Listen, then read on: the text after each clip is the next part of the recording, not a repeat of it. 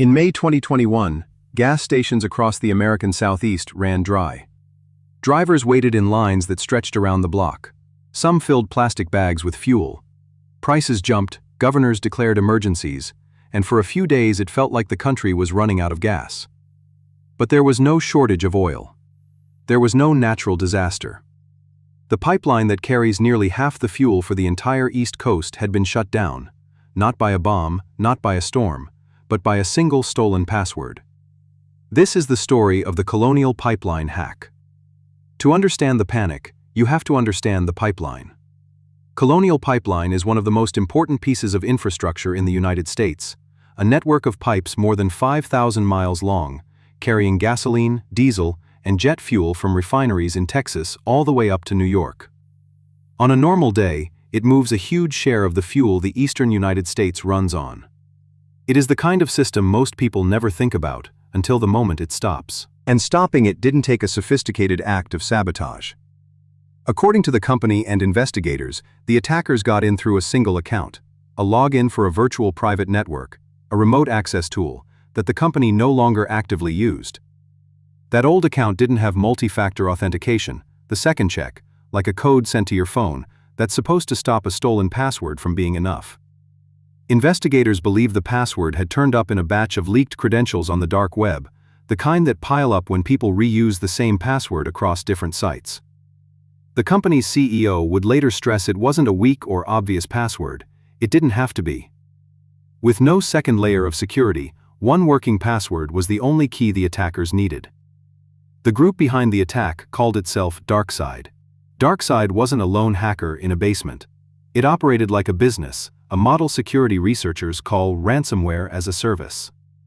The core group built the malicious software and rented it out to other criminals, the affiliates, who carried out attacks and split the profits. They even had a code of conduct, claiming they avoided hospitals and schools. A kind of public relations gloss on extortion. Their method was what's known as double extortion. First, they quietly copied huge amounts of the victim's private data, then they locked the victim's systems with encryption. Pay up, or we both freeze your business and leak your secrets. Here's a crucial detail that's often misunderstood. The ransomware hit Colonial's business and billing computers, the information technology side, not the industrial controls that physically move the fuel.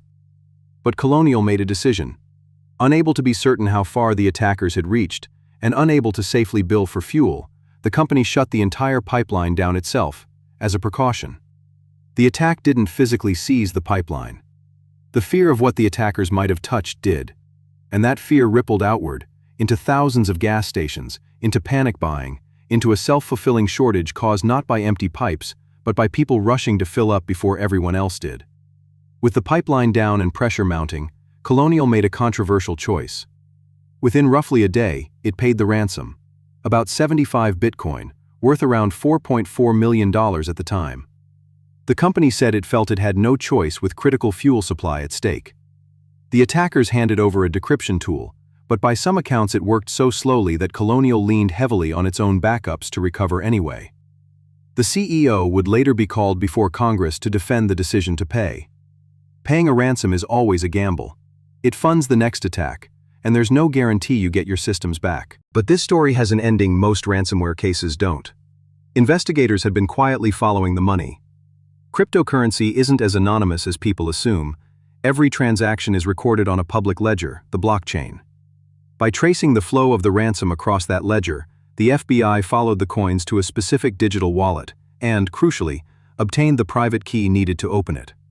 In June 2021, the Department of Justice announced it had seized the majority of the ransom back, roughly 63 of the 75 Bitcoin.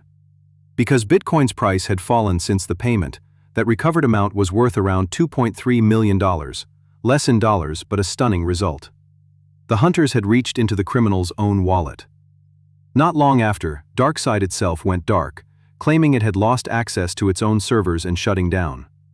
The Colonial Pipeline attack changed how the United States thinks about cybercrime. Overnight, ransomware stopped being an IT problem and became a national security one. It led to new security rules for pipelines, a presidential order on cybersecurity, and a hard lesson that the most critical systems in the country could be brought to their knees through the most ordinary weakness. One old account, one reused password, one missing safety check. The most expensive part of the whole disaster wasn't the ransom. It was discovering how little it took to trigger it. At Shinwari Files, we follow the evidence, not the noise. Subscribe and we'll see you in the next case file.